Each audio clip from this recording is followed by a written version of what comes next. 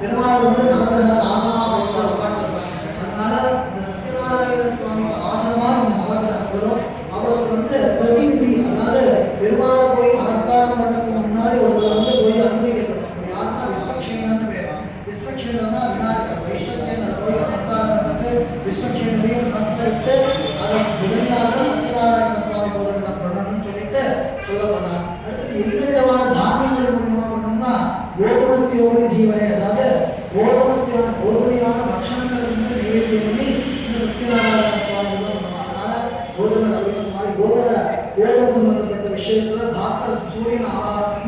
இந்த தானியத்து மூலியமா சத்யநாராயண சுவாமி பண்ணிட்டு 3 விதமான விண்ணங்களை இப்படி பண்ணணும்னு சொல்லிட்டு இந்த சத்யநாராயண சுவாமி முதல்ல இந்த கலியுகத்துக்கு நாரதர் மூலியமா சூதபௌர்ண துர்வாச மகரிஷி தெரிஞ்சு துர்வாச மகரிஷி சூதபௌர்ணர்கிட்ட சொல்லி நைவேதாரண்யம் என்று சொல்லக்கூடிய அந்த க்ஷேத்திரத்துல முதல்ல சத்யநாராயண சுவாமி பூஜை ஒன்று நடக்குது.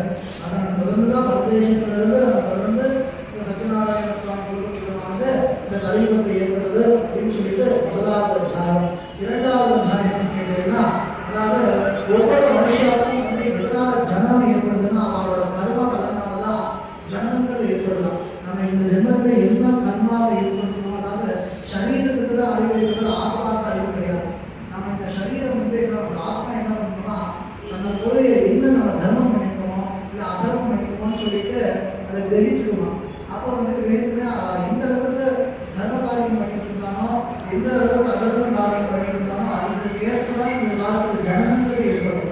அப்போ சீக்கிரமா நிறைய பண்ணி சீக்கிரமா அதர்மம் பண்ணி கொஞ்சமா பண்ணி பண்ணாங்கன்னா மனுஷமா வந்து நீண்ட கால வாழ்வான். இல்லாத சீக்கிரமா போய் முன்னாடி போறவங்க ரொம்ப ரொம்ப மனுஷ கர்மாக்கள் இருக்கிறதுலே என்ன விதமான அதர்மம் தான் இந்த மனுஷ கர்மம் தான். ஏன்னா எல்லா விதமான சங்கடங்களை வந்து மனிதனுக்கு ஏற்படும். அந்த இதை வந்து எப்படி வந்து நம்ம போட்டி விதமாக சரணாகதி அடையணும் அப்படின்னு சொல்லி கேட்டா இந்த மாதிரி நம்ம சொல்லப்பட்டாங்க. அப்போ ஒவ்வொரு விதமான தர்மத்துக்கு ஏற்பதான் இவரால ஜனமாக ஏற்படும். அப்போ வந்து உதக்குன்னு சொல்லிட்டு ஒரு அந்தன் அவன் வந்து அந்த தன்னோட கர்ம பலத்தினால அந்தன் தான் வந்து பிக்ஷை எடுத்து சாப்பிட்டு இருந்தான். அவதி பிக்ஷாந்தி பிக்ஷை எடுத்து சாப்பிட்டு இருந்தான்.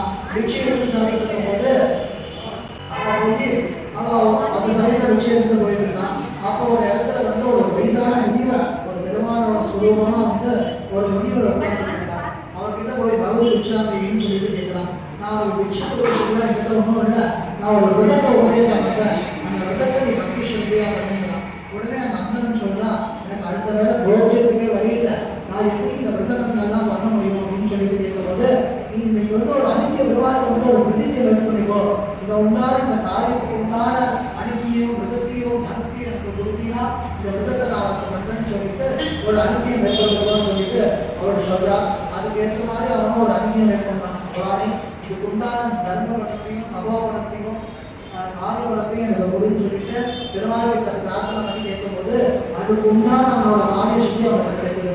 தொடர்ந்து அந்த உடலை வந்து அந்த இறங்கியத்தை வச்சு அதை இதை வச்சு முதல்ல ஒரு அர்ச்சனத்துக்கிட்ட ஒரு திருக்குறாய் வாங்கி ஒரு ஆலயத்தில் போய் ஒரு சத்யநாராயண சுவாமி பூஜை விதத்தில் நடந்துக்கிறான்.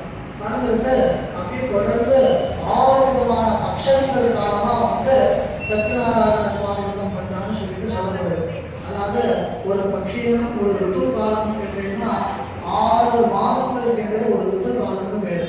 அப்ப சரத் ருதோ, வருஷ ருதோ, கிரீஷ்ம ருதோ, அயன ருதோன்னு சொல்லிட்டு 6 ருத்துக்கள் உண்டு. அப்ப தொடர்ந்து 6 ருத்து மாறி 60 ருத்துக்குள்ளையும் சத்யநாராயண சுவாமி பூஜை விதம் பண்றான். பண்ணதுக்கு அப்புறமா பண்ணி தொடர்ந்து அவன் சத்யநாராயண பூஜை விதம் பண்ண அவனுக்கு உண்டான தபோவனமாகட்டும் ஞானமாகட்டும் வைராகியமாகட்டும் எழுந்தே வந்தது. அப்ப அந்த சமயத்தில் வரக்கூடிய ஒரு விரவு வெட்டி வந்து அவன்கிட்ட கேட்கலாம், எப்படி நீ இவ்வளவு விருதுகள் பண்ணி தொடர்ந்து பண்ணிட்டு இருக்கா அப்படின்னு சொல்லிட்டு கேட்கும்போது, அதாவது நம்ம ஒரு விருதுகள் பண்ணும்போது நம்மளுக்கு நிறைய விதமான சிந்தனைகளோ காரிய தலைகளோ ஏற்படும். அந்த கடங்கள்லாம் தள்ளி விட்டுட்டு நம்ம அந்த விரதத்தை வந்து பக்தி ஸ்ரத்தையா என்ன காரியங்கள் ஆனாலும் அந்த விரதத்தை மேற்கொள்ளணும். இது முதல் ஒரு சமயம்.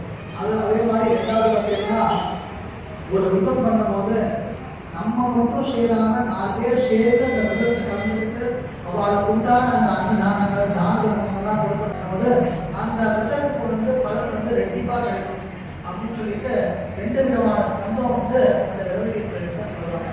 சொன்னதுவே அவன் வந்து அவன் வந்துட்டு அதே மாதிரி தொடர்ந்து அவன் சத்யநாராயண பண்ணி அதே மாதிரி மோட்சத்துக்கு போனதா 2வது அத்தியாயம் சொல்லப்படுது. இப்போ கேட்டீங்கன்னா அவன் வந்து சத்யநாராயண சுவாமி பூஜை பண்ணி நம்ம மட்டும் அந்த பலனை கேட்காம நம்மளால 4 பேர்கிட்ட போய் சொல்லி அந்த சத்யநாராயண சுவாமி பூஜை பண்ணணும் அப்படின்னு சொல்லிட்டு இந்த 2வது அத்தியாயத்தில் சொல்லப்படுது. 3வது அத்தியாயம்னு கேட்டீங்கன்னா இந்த காலத்தில் வந்து வணிகம்னு சொல்லிட்டு சொல்லுவாங்க. ஒரு வணிகம் என்ன பண்ணணும்,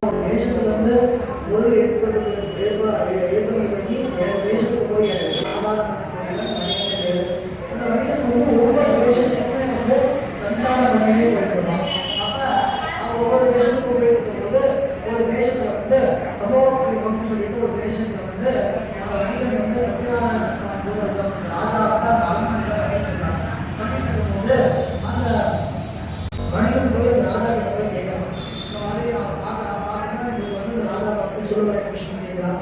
எனக்கு ரொம்ப நாளாக முதல் வாரம்